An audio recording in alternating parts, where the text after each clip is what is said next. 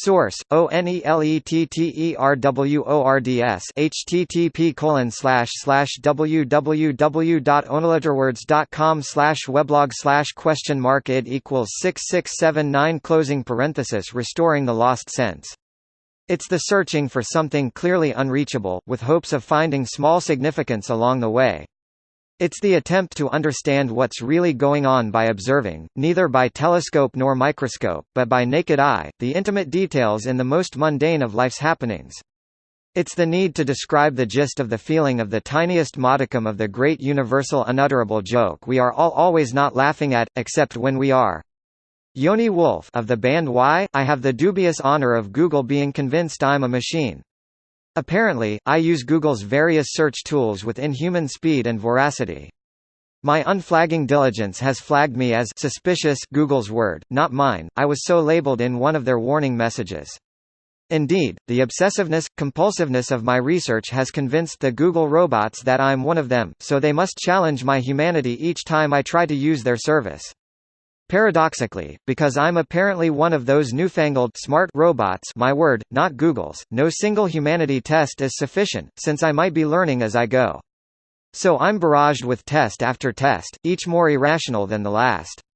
The tests are irrational, of course, because anything rational, like a math problem or a logic puzzle, is a piece of cake for suspect machines. Indeed, Google's tests have become so Kafkaesque that I've developed what's known as irrational test anxiety, with symptoms including rapid heartbeat, muscle tension, and negative internal dialogue.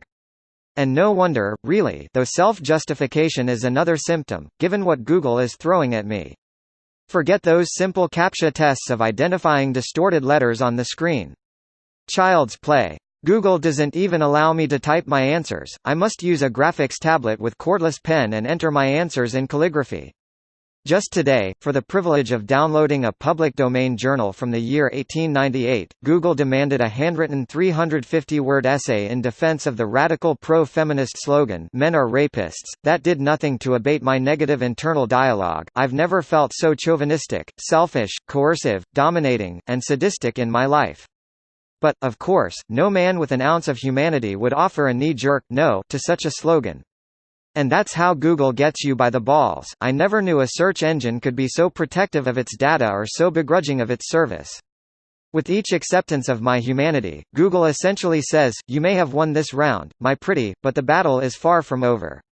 Here's a tiny wooden spoon with a sample of our gelato, but you'll never, ever know what flavors we're storing in the vat in the back. Now get out of line and take another number." I'm left with an even greater challenge than certifying my humanness. To conduct my life's work, I must strive to be less inquisitive, less passionate, less productive, and less insightful. Therein lies the irony, for I must dehumanize myself to prove to a search engine that I'm real, and now I'm off, once more, to Google myself. This content was provided by